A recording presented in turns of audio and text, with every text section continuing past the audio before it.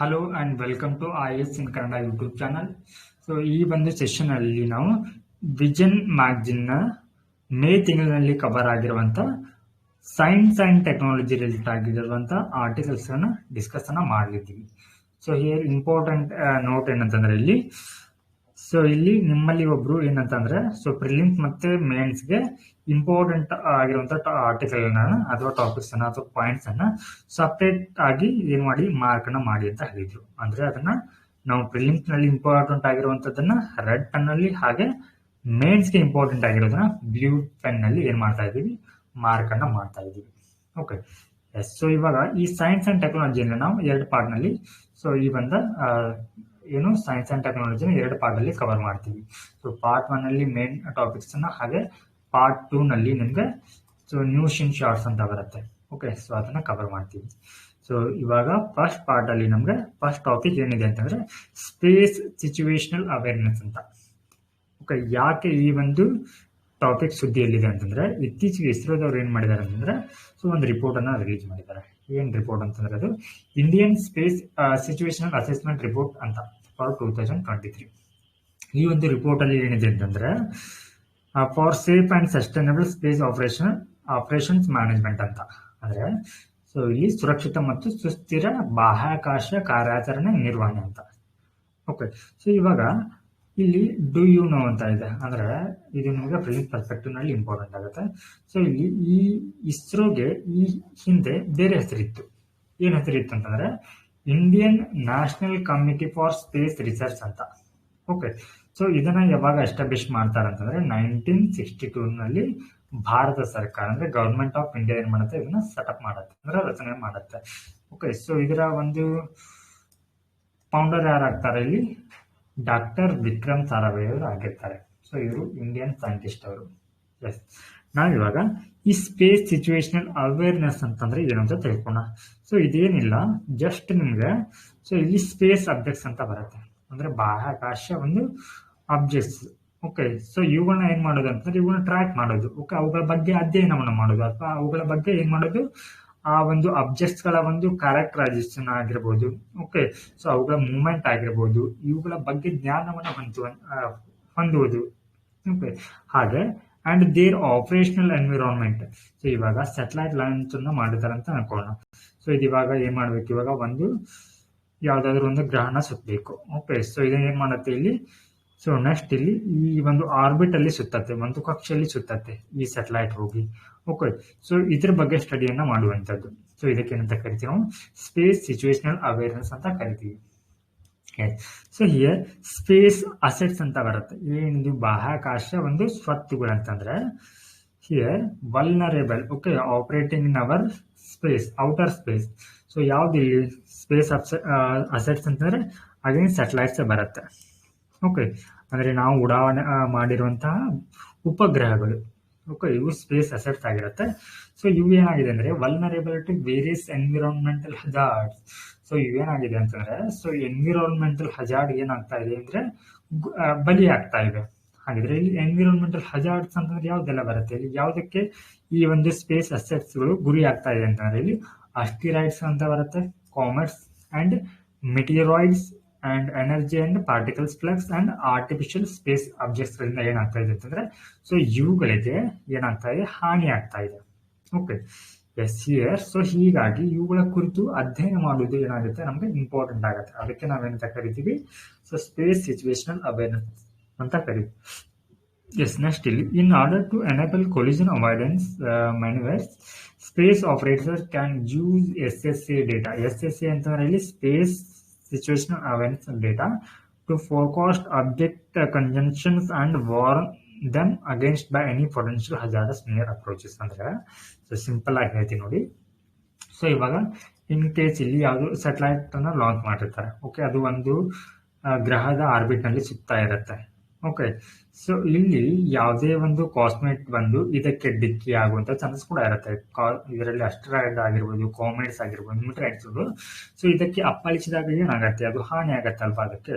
Okay, ಅದೇ ರೀತಿ ಇಲ್ಲಿ ಇನ್ನೊಂದು ಟರ್ಮ್ ಇದೆ, ಆರ್ಟಿಫಿಷಿಯಲ್ ಸ್ಪೇಸ್ ಅಬ್ಜೆಕ್ಟ್ಸ್ ಅಂತ. ಸೊ ಸೊ ಕೆಲವೊಂದು ಕಂಟ್ರಿಗಳು ಏನ್ ಮಾಡ್ತಾ ಇದೆ ಅಂತಂದ್ರೆ ಬೇರೆ ದೇಶಗಳು ಉಡಾವಣೆ ಮಾಡಿರುವಂತಹ ಸ್ಯಾಟಲೈಟ್ ಗಳನ್ನ ಬಾಹ್ಯಾಕಾಶದಲ್ಲಿ ಉಡಾವಣೆ ಅದನ್ನ ಧ್ವಂಸ ಮಾಡುವಂತ ಉಪಗ್ರಹಗಳನ್ನ ಕೂಡ ಏನ್ ಮಾಡ್ತಾ ಇದೆ, ಲಾಂಚ್ ಮಾಡ್ತಾ ಇದೆ. ಓಕೆ, ಸೊ ಈ ರೀತಿ ಏನಾಗತ್ತೆ, ಸೊ ಇದ್ರ ಬಗ್ಗೆ ಜ್ಞಾನವನ್ನು ತಿಳ್ಕೊಳ್ಳೋದು, ಇನ್ ಕೇಸ್ ಏನಾದ್ರೂ ಆ ರೀತಿ ಆಗ್ತಾ ಇದೆ ಅಂತ. ಸೊ ಅಡ್ವಾನ್ಸ್ ಆಗಿ ಏನ್ ಮಾಡೋದು, ಇಲ್ಲಿ ಫೋರ್ಕಾಸ್ಟ್ ಅನ್ನ ಮಾಡೋದು ಅಥವಾ ಪ್ರೆಡಿಕ್ಟ್ ಅನ್ನ ಮಾಡೋದು. ಓಕೆ, ಸೊ ಇದ್ರ ಕುರಿತಾಗಿ ಏನ್ ಮಾಡುತ್ತೆ, ಇಲ್ಲಿ ಅವರಿಗೆ ಎಚ್ಚರಿಕೆಯನ್ನ ನೀಡುತ್ತೆ. ಸೊ ಈ ರೀತಿಯ ಒಂದು ಅಧ್ಯಯನದಿಂದ ಸೊ ಈ ಒಂದು ವರದಿಯ ಮುಖ್ಯ ಅಂಶಗಳನ್ನ ನೋಡೋದಾದ್ರೆ, ಸೊ ಈ ರಿಪೋರ್ಟ್ ನ ಮುಖ್ಯ ಅಂಶಗಳೇನಂತಂದ್ರೆ ಇಲ್ಲಿ ಸ್ಯಾಟಲೈಟ್ಸ್. ಓಕೆ, ಸೊ ಇತ್ತೀಚೆಗೆ ಅಂದ್ರೆ ಈ 1962ರಿಂದ 2023ರವರೆಗೆ ಸುಮಾರು ಭಾರತ ಎಷ್ಟು ಒಂದು ಸ್ಯಾಟಲೈಟ್ ಗಳನ್ನ ಲಾಂಚ್ ಮಾಡಿದೆ ಅಂತಂದ್ರೆ 127. ಸೊ ಈ 127ರಲ್ಲಿ ಸೊ ಪ್ರೈವೇಟ್ ಆಪರೇಟರ್ಸ್ ಕೂಡ ಇದ್ದಾರೆ, ಹಾಗೆ ಅಂಡ್ ಅಕಾಡೆಮಿಕ್ ಇನ್ಸ್ಟಿಟ್ಯೂಷನ್ ಕೂಡ ಇದೆ. ಸೊ ಒಟ್ಟಾರೆಯಾಗಿ ಇದರಲ್ಲಿ 127 ಸ್ಯಾಟಲೈಟ್ ಗಳನ್ನ ಲಾಂಚ್ ಮಾಡಿದೆ. Okay, so next here the number of operational satellites own by government of India is 22. ಇಲ್ಲಿ ಭಾರತ ಸರ್ಕಾರ ನಿರ್ವಹಣೆ ಮಾಡ್ತಾ ಇರೋದು ಅಥವಾ ಕಾರ್ಯಾಚರಣೆಯಲ್ಲಿರುವಂತಹ ಸ್ಯಾಟಲೈಟ್ಗಳು ಎಷ್ಟಿದೆ ಅಂತಂದ್ರೆ 22. ಸೊ ಅದು ಲೋ ಅರ್ತ್ ಆರ್ಬಿಟ್ ನಲ್ಲಿ ಕಂಡು ಬರುತ್ತೆ. ಹಾಗೆ 29 ಇನ್ ಜಿಯೋ ಅಂತಂದ್ರೆ ಇಲ್ಲಿ ಜಿಯೋ ಸಿನ್ಕ್ರೋನಸ್ ಅರ್ತ್ ಆರ್ಬಿಟ್ ಅಂತ. ಸೊ ಈ ಕಕ್ಷೆಯಲ್ಲಿ ಈ ಉಪಗ್ರಹಗಳು ಏನ್ ಮಾಡ್ತಾ ಇದೆ ಇವಾಗ ಕಾರ್ಯಾಚರಣೆ ಅಥವಾ ಸೊ ಅವು ಏನ್ ಮಾಡ್ತಾ ಇದೆ ಇವಾಗ, ಸೊ ಸ್ಯಾಟಲೈಟ್ ಸದ್ಯಕ್ಕೆ ವರ್ಕ್ ಆಗ್ತಾ ಇದೆ. ಇನ್ನು ಸ್ಪೇಸ್ ಡೆಬ್ರೀಸ್ ಅಂತ ಬರುತ್ತೆ. ಏನಿದೆ ಸ್ಪೇಸ್ ಡೆಬ್ರೀಸ್ ಅಂತಾರೆ ಕನ್ನಡದಲ್ಲಿ ನಾವು ಬಾಹ್ಯಾಕಾಶ ತ್ಯಾಜ್ಯಗಳಂತ ಕರಿತೀವಿ. ಓಕೆ, ಸೊ ಇದಕ್ಕೆ ಸಿಂಪಲ್ ಆಗಿ ಹೇಳೋದಾದ್ರೆ, ಸೊ ನೀವು ಏನ್ ಮಾಡಿರ್ತೀರಾ, ಇವಾಗ ಒಂದು ಲಾಂಚ್ ಮಾಡಿರ್ತೀರಾ. ಓಕೆ, ಸ್ಯಾಟಲೈಟ್ ಅನ್ನ ಲಾಂಚ್ ಮಾಡಿರ್ತೀರಾ. ಸೊ ಅದು ಏನಾಗುತ್ತೆ ಅಂದ್ರೆ ಕೆಲವೊಂದು ಪೀರಿಯಡ್ ಆದ ನಂತರ ಅದು ಡಿಫಂಕ್ಷನ್ ಆಗುತ್ತೆ, ಕಾರ್ಯವನ್ನು ನಿಲ್ಲಿಸ್ಬಿಡತ್ತೆ. ಓಕೆ, ಸೊ ಅದು ಭೂಮಿಗೆ ಮರಳದೆ ಮತ್ತೆ ಏನ್ ಮಾಡುತ್ತೆ, ಆ ಬಾಹ್ಯಾಕಾಶದಲ್ಲಿ ಸುತ್ತತ್ತೆ. ಅದು ವೇಸ್ಟ್ ಮಟೀರಿಯಲ್ ಆಗಿರುತ್ತೆ. ಓಕೆ, ಸೊ ಅದಕ್ಕೆ ನಾವು ಏನಂತ ಕರಿತೀವಿ, ಬಾಹ್ಯಾಕಾಶ ತ್ಯಾಜ್ಯ ಅಂದ್ರೆ ವೇಸ್ಟ್ ಆಗಿರುವಂತದ್ದು. ತ್ಯಾಜ್ಯ ಅಂತಂದ್ರೆ ಏನು, ವೇಸ್ಟ್ ಆಗಿರೋದಕ್ಕೆ ನಾವು ತ್ಯಾಜ್ಯ ಅಂತೀವಲ್ವಾ. ಸೊ ಅದೇ ಕೂಡ ಸ್ಯಾಟಲೈಟ್ ಅಲ್ಲಿ ಹೋಗಿ ಏನಾಗುತ್ತೆ, ವರ್ಕ್ ಆಗಿದೆ ಅಥವಾ ಅದು ಕೆಲವೊಂದು ಅವಧಿ ಮುಗಿದ ನಂತರ ಏನಾಗುತ್ತೆ, ಡಿಫಂಕ್ಷನ್ ಆಗುತ್ತೆ, ಕಾರ್ಯನಿರ್ವಹಿಸದೇ ಬರುತ್ತೆ. ಸೊ ಇದಕ್ಕೆ ನಾವೇನಂತ ಕರಿತೀವಿ, ಸ್ಪೇಸ್ ಡೆಬ್ರೀಸ್ ಅಂತ ಕರಿತೀವಿ. Next year space object proximity analysis. ಏನಿದೆ ಸ್ಪೇಸ್ ಅಬ್ಜೆಕ್ಟ್ ಪ್ರಾಕ್ಸಿಮಿಟಿ ಅನಲೈಸಿಸ್ ಅಂದ್ರೆ ISRO regularly carries out analysis. So ಇದರ ಬಗ್ಗೆ ಅನಲೈಸಿಸ್ ಮಾಡುತ್ತೆ ಅಂದ್ರೆ ವಿಶ್ಲೇಷಣೆಯನ್ನ ಮಾಡುತ್ತೆ ಅಂತಂದ್ರೆ ಇದು to predict close approaches by the other space objects. So ಇಲ್ಲಿ ಭಾರತ ಲಾಂಚ್ ಮಾಡಿರುವಂತಹ ಉಪಗ್ರಹಕ್ಕೆ ಯಾವ್ದಾದ್ರು ಬಾಹ್ಯಾಕಾಶ ಅಬ್ಜೆಕ್ಟ್ ಏನಾದ್ರು ಸಮೀಪ ಬರ್ತಾ ಇದೆಯಾ ಟು ಇಂಡಿಯನ್ ಸ್ಪೇಸಸ್ ಅಂತ ಏನ್ ಮಾಡುತ್ತೆ, ಇಲ್ಲಿ ಸ್ಟಡಿಯನ್ನ ಮಾಡುತ್ತೆ. ಹಾಗೆ ಅದಕ್ಕೆ ಬಂದದ್ದು ಏನಾದ್ರು ಡಿಕ್ಕಿಯನ್ನ ಹೊಡೆಯುತ್ತಾ ಅಂತ ಏನ್ ಮಾಡುತ್ತೆ, ಇಲ್ಲಿ ಸ್ಟಡಿಯನ್ನ ಮಾಡುತ್ತೆ.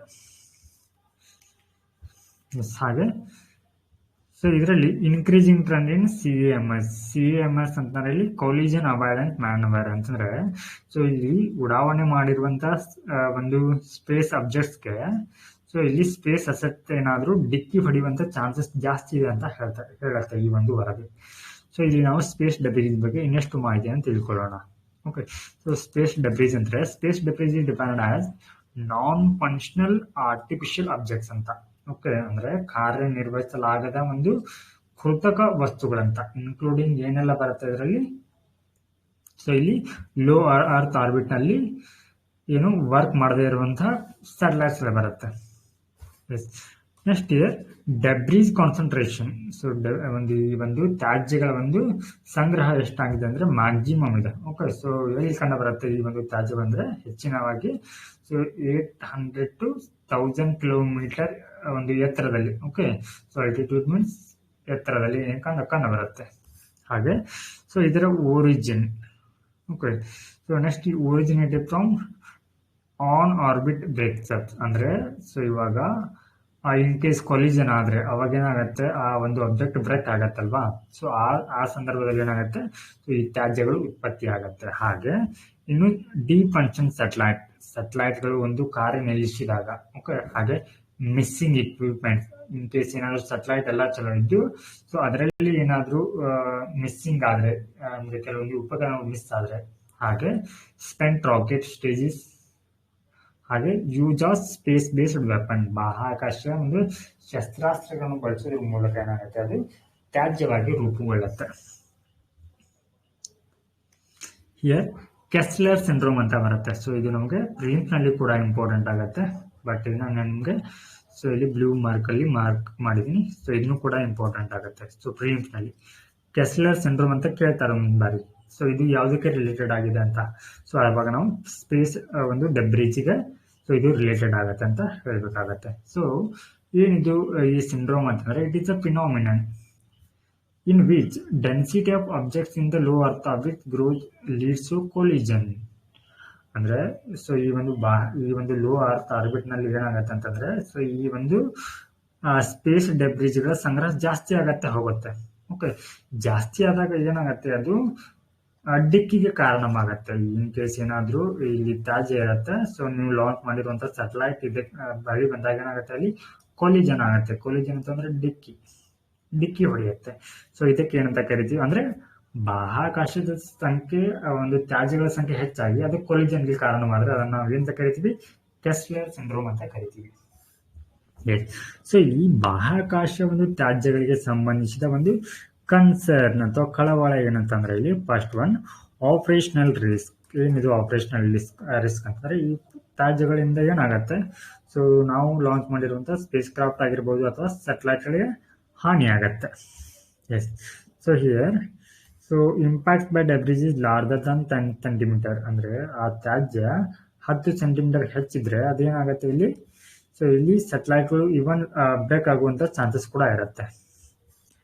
S, here India had to carry out 23 CAMS. Okay, CAMS to protect Indian space assets ಅಂತ. ಅಂದ್ರೆ ಸೊ ಇಲ್ಲಿ ಕೊಲಿಜನ್ ಆಗುವಂತ 23 ಏನ್ ಮಾಡಿದೆ ಅಂದ್ರೆ ಇನ್ಸಿಡೆಂಟ್ ಗಳನ್ನ, ಓಕೆ, ಅಂದ್ರೆ ತನ್ನ ಸ್ಪೇಸ್ ಅಸೆಟ್ಸ್ ಗಳಿಂದ ಏನ್ ಮಾಡಿದೆ, ರಕ್ಷಣೆಯನ್ನ ಮಾಡಿದೆ. ಹಾಗೆ ಥ್ರೆಟ್ ಟು ಅಸ್ಟ್ರೋನಾಟ್ಸ್ ಲೈವ್ಸ್. ಓಕೆ, ಬಾಹ್ಯಾಕಾಶ ತ್ಯಾಜ್ಯಗಳು ಕೂಡ ಇಲ್ಲಿ ಗಗನಯಾನಿಗಳ ಒಂದು ಜೀವನಕ್ಕೆ ಏನ್ ಮಾಡುತ್ತೆ, ಹಾನಿಯನ್ನ ಉಂಟು ಮಾಡುತ್ತೆ. ಹಾಗೆ risk to ground population. So ಅಲ್ಲಿ ಏನಾಗುತ್ತೆ, ತ್ಯಾಜ್ಯಗಳಾದಾಗ ಓಕೆ ಸೊ ಅವು ಭೂಮಿಗೂ ಅಪ್ಪಳಿಸುವಂತ ಚಾನ್ಸಸ್ ಕೂಡ ಇರುತ್ತೆ. ಎಸ್, ಸೊ ಇಲ್ಲಿ ಈ ಒಂದು ಸ್ಪೇಸ್ ಡೆಬ್ರಿಜ್ ಗಳನ್ನ ಮಿಟಿಗೇಟ್ ಮಾಡ್ಲಿಕ್ಕೆ ಅಥವಾ ಅದನ್ನ ಉಪಶಮನ, ಮಿಟಿಗೇಟಿಂಗ್ ಅಂತಂದ್ರೆ ಎಂತ ಕರಿತೀವಿ ಅನ್ನೋದ್ರನ್ನು ಉಪಶಮನ ಅಂತ ಕರಿತೀವಿ ಅಥವಾ ತಗ್ಗಿಸುವಿಕೆ ಅಂತ ಕರಿತೀವಿ. ಈ ಒಂದು ಬಾಹ್ಯಾಕಾಶ ಒಂದು ತ್ಯಾಜ್ಯಗಳನ್ನ ಕಡಿಮೆ ಮಾಡ್ಲಿಕ್ಕೆ ಯಾವೆಲ್ಲ ಒಂದು ಉಪಕ್ರಮನ ಕೈಗೊಂಡಿದ್ದಾರೆ ಅಂತಂದ್ರೆ ಇಲ್ಲಿ ಸೊ ಇಲ್ಲಿ ನಾವು ಉಪಕ್ರಮಗಳಂತ ಬಂದಾಗ ಈ ರೀತಿ ನಾವು ಅದನ್ನ 2 ರೀತಿ ಡಿವೈಡ್ ಮಾಡಬೇಕು. ಒಂದು ಗ್ಲೋಬಲಿ, ಇನ್ನೊಂದು ಇಂಡಿಯನ್. ಓಕೆ, ಸೊ ಈ ರೀತಿ ಅದನ್ನ ಸಪರೇಟ್ ಆಗಿ ಡಿವೈಡ್ ಮಾಡಬೇಕು. ಸೊ ಇಲ್ಲಿ ಜಾಗತಿಕವಾಗಿ ಏನೆಲ್ಲ ಕ್ರಮಗಳನ್ನ ಅಥವಾ ಇನಿಷಿಯೇಟಿವ್ ನ ತೆಗೆದುಕೊಂಡಿದ್ದಾರೆ ಅಂತಂದ್ರೆ ಇಲ್ಲಿ inter agency ಡೆಬ್ರಿಜ್ coordination committee. Okay, so ಇದನ್ನ ಅದಕ್ಕೆ ಫಾರ್ಮ್ ಮಾಡಿದ್ದಾರೆ ಅಂತಂದ್ರೆ ಈ ಒಂದು ಇನಿಷಿಯೇಟಿವ್ ನ so activities related to man made and natural ಡೆಬ್ರಿಜ್ in space. So ಇಲ್ಲಿ ಮಾನವ ನಿರ್ಮಿತ ಮತ್ತು ನ್ಯಾಚುರಲ್ ಒಂದು ಸ್ಪೇಸ್ ಡೆಬ್ರಿಜ್ ಗಳ ಒಂದು ಆಕ್ಟಿವಿಟಿ ಬಗ್ಗೆ ತಿಳ್ಕೊಳ್ಳಲಿಕ್ಕೆ.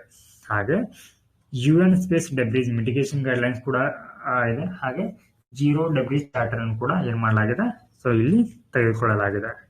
ಇನ್ನು ಭಾರತಕ್ಕೆ ಬಂದ್ರೆ ಭಾರತದಲ್ಲಿ ಯಾವೆಲ್ಲ ಒಂದು ಇನಿಷಿಯೇಟಿವ್ ನ ತೆಗೆದುಕೊಂಡಿದ್ದಾರೆ ಅಂದ್ರೆ ಡೆಬ್ರಿಜ್ ಫ್ರೀ ಸ್ಪೇಸ್ ಮಿಷನ್ 2030 ಅಂತ.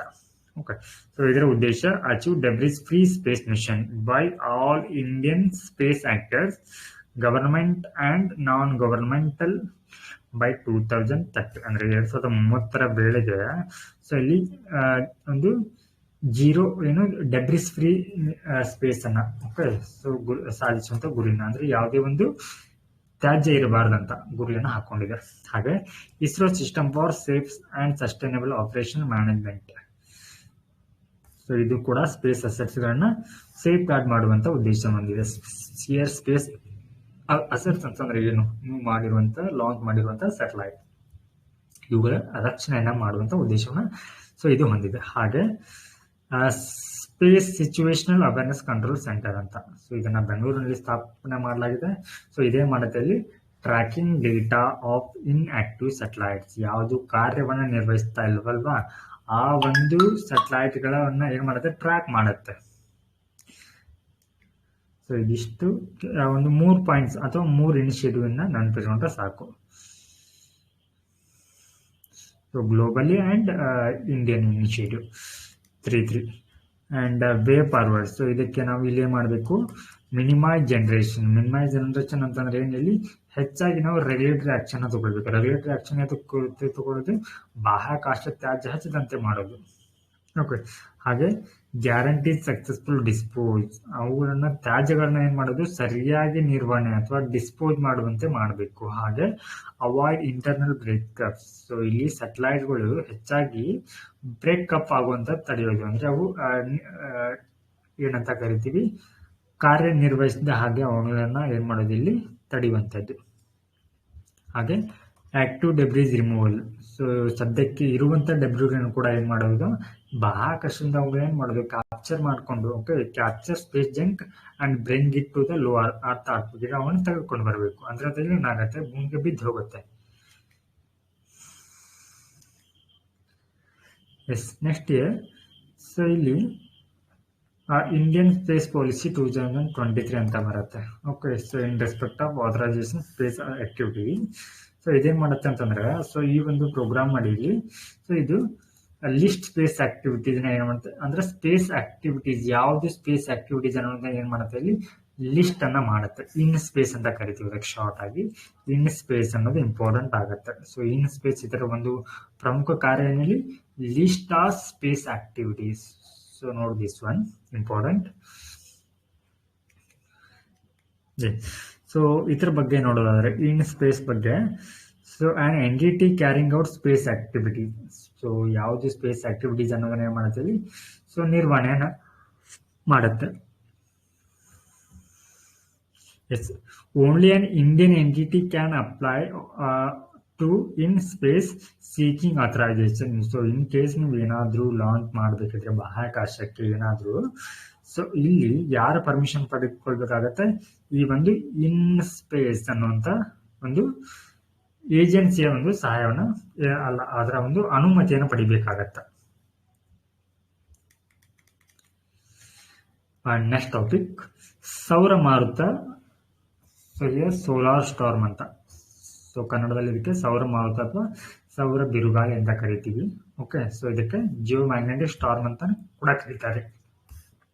ಯಾಕೆ ಈ ಒಂದು ಟಾಪಿಕ್ ಸುದ್ದಿಯಲ್ಲಿದೆ ಅಂತಂದ್ರೆ, ಸೊ ರೀಸೆಂಟ್ಲಿ ಅಂದ್ರೆ ಇತ್ತೀಚೆಗೆ earth witnessed G5 level of solar storm, the strongest in 2 decades and possibly one of the strongest display of auroras in past 500 years ಅಂತ. ಓಕೆ, ಸೊ ಇಲ್ಲಿ ಇತ್ತೀಚೆಗೆ ಇಲ್ಲಿ ಏನಾಗಿದೆ G5 level of storm. So ಈ G5 level ಅಂತಂದ್ರೆ, so ಇದೇನು denote ಮಾಡುತ್ತಂದ್ರೆ, so ಇಲ್ಲಿ ಹೇಳಿದಾರೆ ನೋಡಿ ಏನಂತಂದ್ರೆ ಡಿಪೆಂಡಿಂಗ್ ಆನ್ ದ ಇಂಟೆನ್ಸಿಟಿ, ಅದರ ತೀವ್ರತೆಯನ್ನ ಆಧರಿಸಿ ಏನ್ ಮಾಡಲಾಗತ್ತೆ, ಸೊ ಅವುಗಳ ಒಂದು ವೇಗವನ್ನ ಅಂದ್ರೆ ತೀವ್ರತೆಯನ್ನು ಆಧರಿಸಿ ಅವುಗಳನ್ನ ಏನ್ ಮಾಡ್ಲಾಗತ್ತೆ, G1 ಅಂತಂದ್ರೆ ಮೈನರ್ ಇರುತ್ತೆ, G5 ಅಂತಂದ್ರೆ ಎಕ್ಸ್ಟ್ರೀಮ್ ಅಂತ. ಓಕೆ, ಸೊ ಅತಿ ತೀವ್ರವಾಗಿರುವಂತ ಸೋಲಾರ್ ಸ್ಟಾರ್ಮ್ ಇದು, ಅಂದ್ರೆ ಸೌರ ಮಾರುತ. ಸೊ ಬೀಸಿದೆ, ಸೊ ಭೂಮಿಗೆ ಅಪ್ಪಳಿಸಿದೆ. ಓಕೆ, ಸೊ ಇದೇನಂತಂದ್ರೆ ಈ G5 ಲೆವೆಲ್ ಏನಂತಂದ್ರೆ, ಸೊ ಇದು ಸ್ಟ್ರಾಂಗೆಸ್ಟ್ ಇನ್ 2 decades ಅಂದ್ರೆ 2 decades ಅಂದ್ರೆ 20 ವರ್ಷಗಳಲ್ಲಿ ಏನಾಗಿದೆ, ಸೊ ಬೀಸಿರುವಂತಹ ಸೌರ ಮಾರುತಗಳಲ್ಲಿ ಅತ್ಯಧಿಕ ಒಂದು ಹೈ ಇಂಟೆನ್ಸಿಟಿ ಸೋಲಾರ್ ಸ್ಟಾರ್ಮ್ ಇದಾಗಿದೆ ಅಂತ. ಓಕೆ, ಹಾಗೆ positively one of the strongest display of Arora in past 500 year. So ಇಲ್ಲಿ ಅರೋರಾ ಅಂತ ಒಂದು ಟರ್ಮ್ ಇದೆ. ಓಕೆ, ಸೊ ಏನಿದು ಡಿಸ್ಪ್ಲೇ ಆಫ್ ಅರೋರಾ ಇನ್ 500 ಅಂತಂದ್ರೆ, ಸೊ ಇದು ಅರೋರಾ ಅನ್ನೋದು ಎಲ್ಲಿ ಕಂಡು ಬರುತ್ತೆ, ಇದಕ್ಕೆ ನಾವು ಕನ್ನಡದಲ್ಲಿ ಧ್ರುವ ಪ್ರಭೆ, ಬೆಳಕಿನ ಧ್ರುವ ಪ್ರಭೆ ಅಂತ ಕರೀತಾರೆ. ಧ್ರುವ ಪ್ರಭೆ, ಸಾರಿ ಬೆಳಕಿನಲ್ಲ, ಇದು ಧ್ರುವ ಪ್ರಭೆ ಅಂತ ಕರೀತಾರೆ ಇದಕ್ಕೆ. ಸೊ ಇದೆಲ್ಲಿ ಕಂಡು ಬರುತ್ತೆ ಹೆಚ್ಚಾಗಿ ಅಂತಂದ್ರೆ, ಸೊ ಇದು ನಾರ್ತ್ ಅಂಡ್ ಸೌತ್ ಪೋಲ್ ನಲ್ಲಿ ಕಂಡು ಬರುತ್ತೆ, ಧ್ರುವಗಳಲ್ಲಿ ಕಂಡು ಬರುತ್ತೆ ಇದು.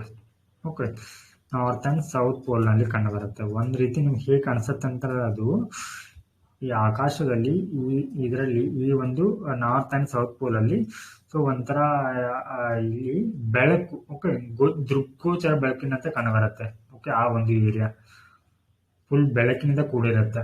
ಓಕೆ, ಸೊ ಇವನ್ ಕತ್ಲೆಯಲ್ಲೂ ಕೂಡ ಏನಿರುತ್ತೆ, ಸೊ ಆ ರೀತಿಯ ಒಂದು ವಿದ್ಯಮಾನ ಅನ್ನೋದು ಕಂಡು ಬರುತ್ತೆ.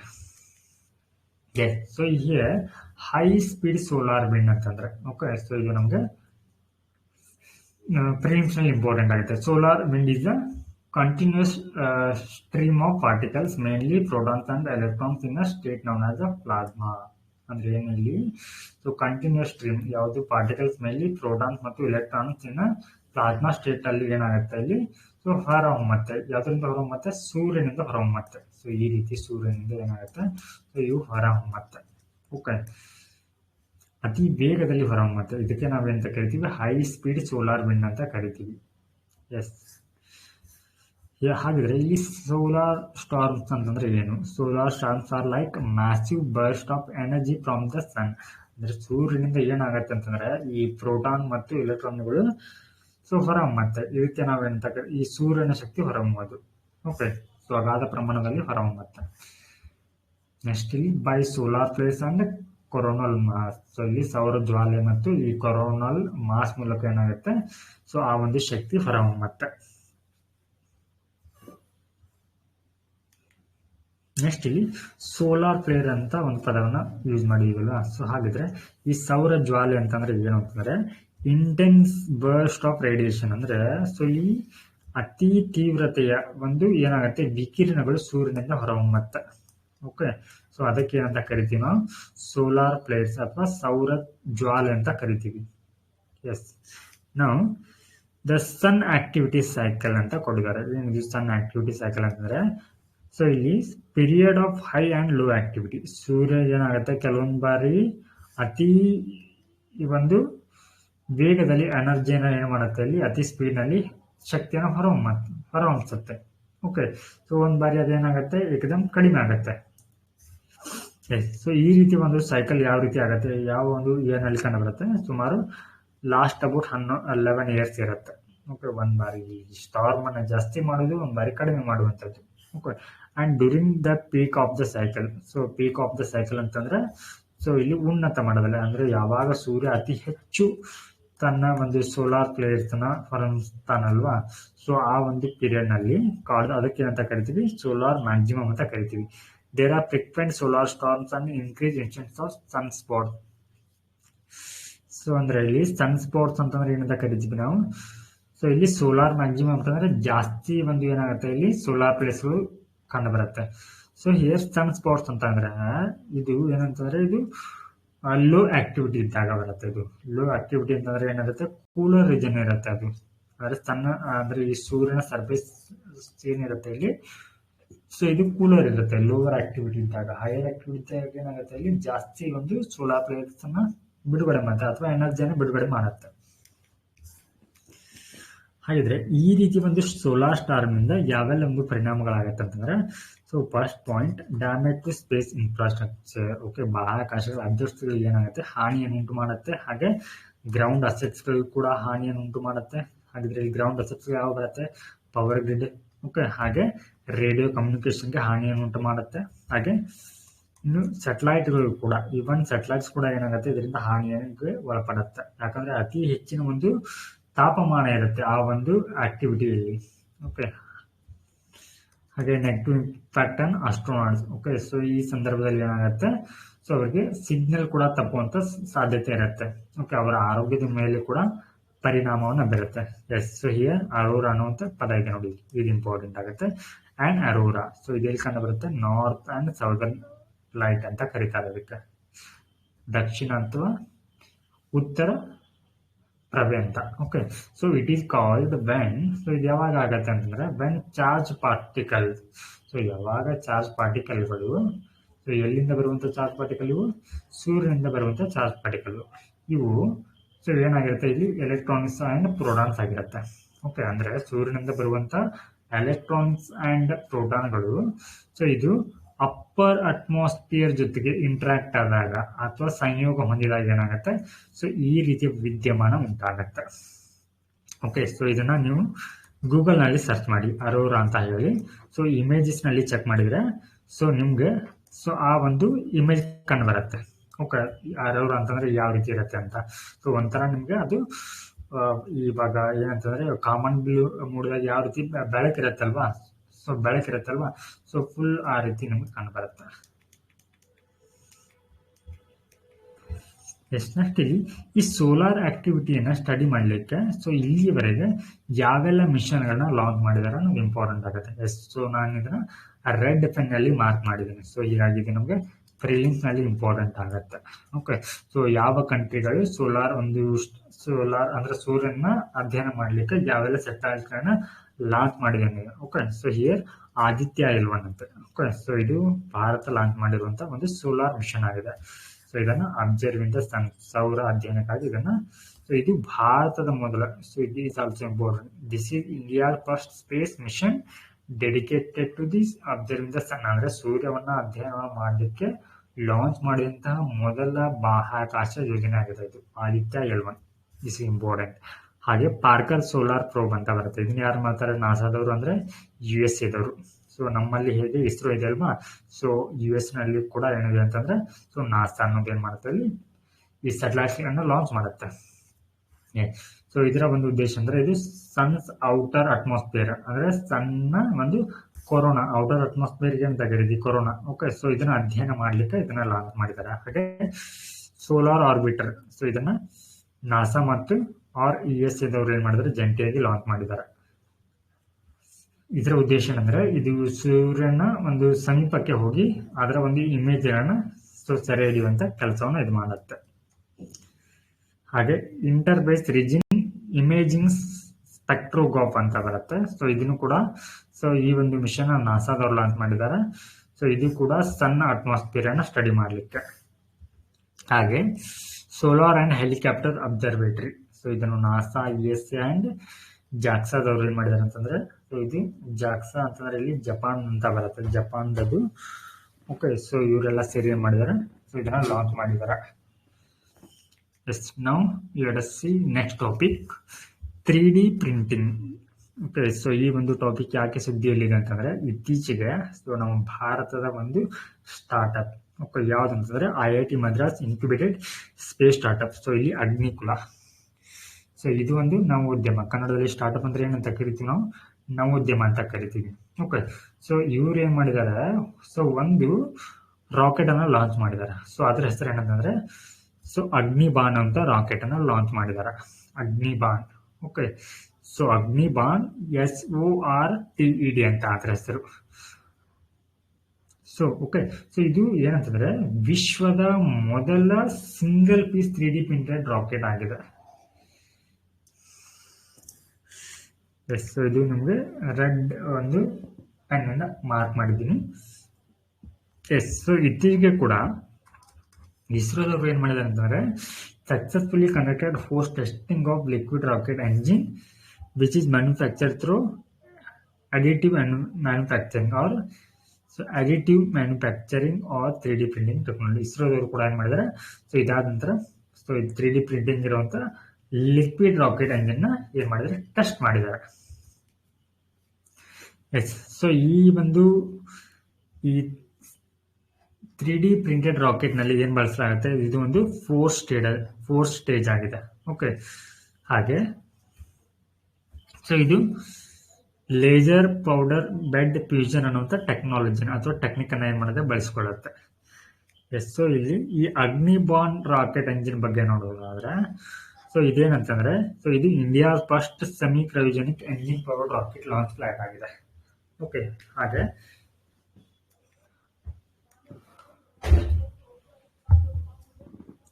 ಸೊ ಇದನ್ನ ಎಲ್ಲಿಂದ ಲಾಂಚ್ ಮಾಡಲಾಗಿದೆ ಅಂತಂದ್ರೆ ಇದನ್ನ ಉಡಾವಣೆ ಎಲ್ಲಿಂದ ಮಾಡಲಾಗಿದೆ ಅಂತಂದ್ರೆ so India first privately developed launch pad. Okay, ಇದು ಭಾರತದ ಮೊದಲ ಒಂದು ಏನು ಉಡ್ಡಯನ ಒಂದು ವಾಹನ ಅಂತ ಕರಿತೀವಿ. Okay, privately developed launch pad called Dhanush ಅನ್ನುವಂತ ಒಂದು ಏನು ಒಂದು ಲಾಂಚ್ ಪ್ಯಾಡ್ ನಿಂದ ಇದನ್ನ ಲಾಂಚ್ ಮಾಡಿದ್ದಾರೆ. ಸೊ ಇದನ್ನ ಯಾರು ಕನ್ಸ್ಟ್ರಕ್ಟ್ ಮಾಡಿದಾರೆ ಅಥವಾ ಬಿಲ್ಡ್ ಮಾಡಿದಾರೆ ಅಂದ್ರೆ ಅಗ್ನಿಕುಲ್ ಆಯ್ತ್. ಇದೆಲ್ಲಿ ಕಂಡು ಬರುತ್ತೆ, ಶ್ರೀಹರಿಕೋಟ ಇನ್ ಆಂಧ್ರ ಪ್ರದೇಶದ ಶ್ರೀಹರಿಕೋಟದಲ್ಲಿ ಸೊ ಈ ಧನುಷ್ ಅನ್ನುವಂತ ಲಾಂಚ್ ಪ್ಯಾಡ್ ಇದೆ. ಓಕೆ, ಸೊ ಇದರ ಮೂಲಕ ಏನ್ ಮಾಡಲಾಗಿದೆ, ಸೊ ಈ 3D ಪ್ರಿಂಟೆಡ್ ರಾಕೆಟ್ ಅನ್ನ ಲಾಂಚ್ ಮಾಡಿದ್ದಾರೆ. ಸೊ ಇವ್ರಿಗೆ ಯಾರು ಸಪೋರ್ಟ್ ಮಾಡಿದ್ದಾರೆ, ಇಸ್ರೋದವರು ಸಪೋರ್ಟ್ ಅನ್ನು ಮಾಡಿದ್ದಾರೆ. ಹಾಗೆ ಇನ್ ಸ್ಪೇಸ್ ಇವರು ಕೂಡ ಇವ್ರಿಗೆ ಬೆಂಬಲವಾಗಿ ನಿಂತಿದ್ದಾರೆ. ಸೊ ಇದರಲ್ಲಿ ಎಷ್ಟು ಸ್ಟೇಜಸ್ ಬರುತ್ತೆ, ಹಾಗೆ ಸೊ ಇದು ಎಷ್ಟು ಭಾರವನ್ನ ಹೊತ್ಕೊಳ್ಳುವಂತ ಒಂದು ಕೆಪಾಸಿಟಿನ ಹೊಂದಿದೆ ಅಂತಂದ್ರೆ ಇದು ಸೊ ಇದರಲ್ಲಿ 2 ಸ್ಟೇಜ್ ಇದೆ. So even so there is optional 2 stage ಅಲ್ಲದೆ ಇಲ್ಲಿ 3 ಸ್ಟೇಜ್ ಕೂಡ ಏನಿದೆ ಆಪ್ಷನ್ ಇದೆ. ಓಕೆ. ಸೊ ಅದಕ್ಕೆ ಏನಂತ ಕರೀತಾರೆ, 3 ಸ್ಟೇಜ್ ಇದ್ರೆ ಬೇಬಿ ಸ್ಟೇಜ್ ಅಂತ ಕರೀತಾರೆ. ಎಸ್.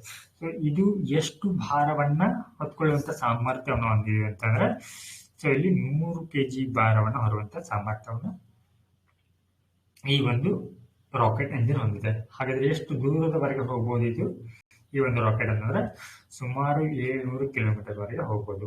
ಅಂದ್ರೆ ಲೋ ಅರ್ತ್ ಆರ್ಬಿಟ್ ನಲ್ಲಿ ಹೋಗುತ್ತೆ ಅದು.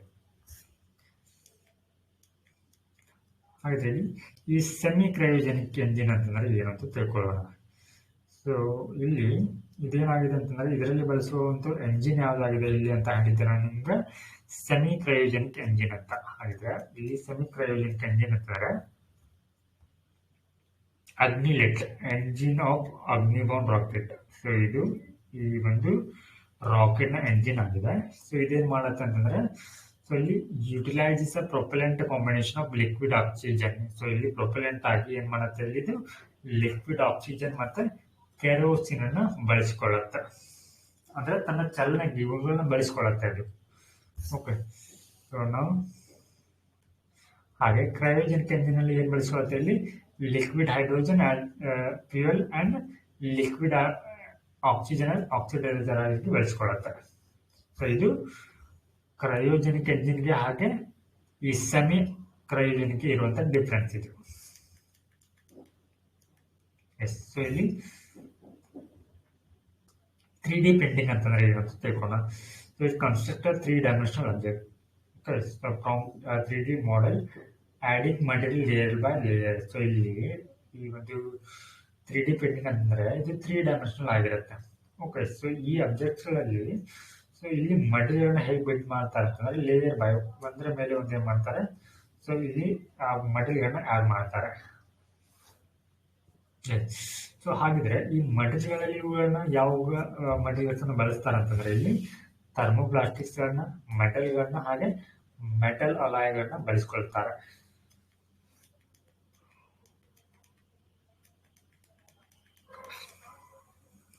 ಸೊ ಇಲ್ಲಿ ನಮ್ಗೆ ಎಕ್ಸಾಮ್ ಪರ್ಸ್ಪೆಕ್ಟಿವ್ ಏನಂತಂದ್ರೆ, ಸೊ ನಮ್ಗೆ ಇಷ್ಟೊಂದು ಅಂದ್ರೆ ಅದರಲ್ಲಿ ಯಾವ ರೀತಿ ಪ್ರೊಸೆಸ್ ಇದೆ ಅನ್ನೋದು ಕೂಡ ನಮ್ಗೆ ಇಷ್ಟೊಂದು ಡೀಪ್ ನಾಲೆಜ್ ಅಗತ್ಯ ಇರೋದಿಲ್ಲ.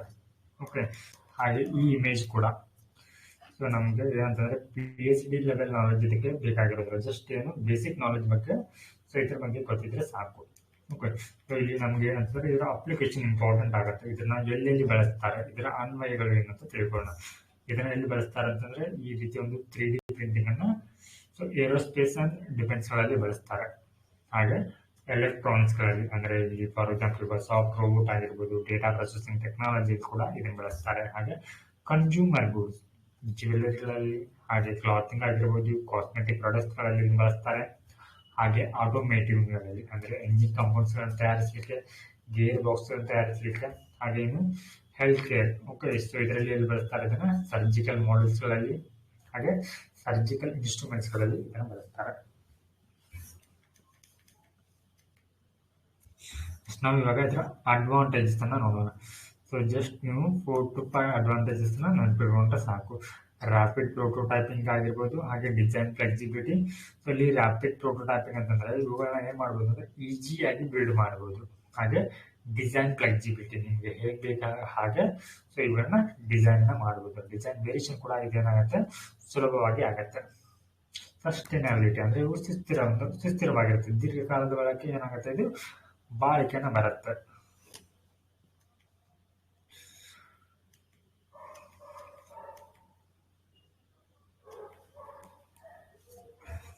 ಎಸ್. ನಾವು key challenges of 3D printing. ಈ 3D ಪ್ರಿಂಟಿಂಗ್ ಗೆ ಸಂಬಂಧಿಸಿದ ಸವಾಲುಗಳು ಅಂತಂದ್ರೆ ತುಂಬಾ ಎಕ್ಸ್ಪೆನ್ಸಿವ್ ಇರುತ್ತೆ, ಅಂದ್ರೆ ಕಾಸ್ಟ್ಲಿ ಆಗಿರುತ್ತೆ, ದುಬಾರಿ ಆಗಿರುತ್ತೆ. ಹಾಗೆ ಲಿಮಿಟೆಡ್ ಮಟೀರಿಯಲ್ಸ್. ಸೊ ಅಂದ್ರೆ ಇವುಗಳಿಗೆ ಬಳಸುವಂತ ಮೆಟೀರಿಯಲ್ಸ್ ಏನಿರುತ್ತೆ ಅಂತಂದ್ರೆ, ಸೊ ಇವು ತುಂಬಾ ಏನಾಗಿರುತ್ತೆ ಲಿಮಿಟೆಡ್ ಆಗಿರುತ್ತೆ. ಓಕೆ. ಹಾಗೆ ರೆಸ್ಟ್ರಿಕ್ಟೆಡ್ ಬಿಲ್ಡ್ ಸೈಜ್. ಸೊ ಇವುಗಳ ಸೈಜ್ ಎಷ್ಟಿರುತ್ತೆ ಅಂದ್ರೆ, ಸೊ ಇಲ್ಲಿ 3D ಪ್ರಿಂಟೆಡ್ ಒಂದು ಮಟೀರಿಯಲ್ಸ್ ಗಳ ಸೈಜ್ ತುಂಬಾ ಸಣ್ಣಾಗಿರುತ್ತೆ, ವೆರಿ ಸ್ಮಾಲ್ ಸೈಜ್ ಇರುತ್ತೆ. 3D ಪ್ರಿಂಟಿಂಗ್ ಅನ್ನ ಪ್ರಮೋಟ್ ಮಾಡಲಿಕ್ಕೆ ಅಥವಾ ಅದನ್ನು ಉತ್ತೇಜಿಸಲಿಕ್ಕೆ ಸೊ ಯಾವೆಲ್ಲ ಒಂದು ಕ್ರಮಗಳನ್ನ ಕೈಗೊಂಡಿದ್ದಾರೆ ಅಂತಂದ್ರೆ, ಸೊ ಇತ್ತೀಚಿನ ಡೆವಲಪ್ಮೆಂಟ್ ಅನ್ನ ನೋಡಿದ್ರೆ ಇಂಡಿಯಾದಲ್ಲಿ ಇಂಡಿಯಾದ first 3D printed post office ಅನ್ನ ಸೊ ಬೆಂಗಳೂರಿನಲ್ಲಿ ಲಾಂಚ್ ಮಾಡಿದ್ದಾರೆ.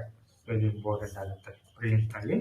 ಸೊ ಇಂಡಿಯಾದ first 3D printed post office ಅಲ್ಲಿ ಇದೆ ಅಂತಂದ್ರೆ ಬೆಂಗಳೂರಿನಲ್ಲಿ ಇದೆ.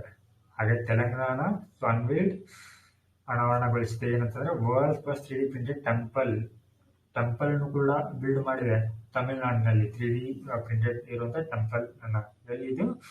ಸೊ ಇಲ್ಲಿ ಬುರುಗುಪಲ್ಲಿ ಇದರಲ್ಲಿ ಬರುತ್ತೆ. ಈ ಒಂದು ತೆಲಂಗಾಣದ ಸಿದ್ದಿಪೇಟೆ ಜಿಲ್ಲೆಯಲ್ಲಿ ಬರುತ್ತೆ ಬುರುಗುಪಲ್ಲಿ.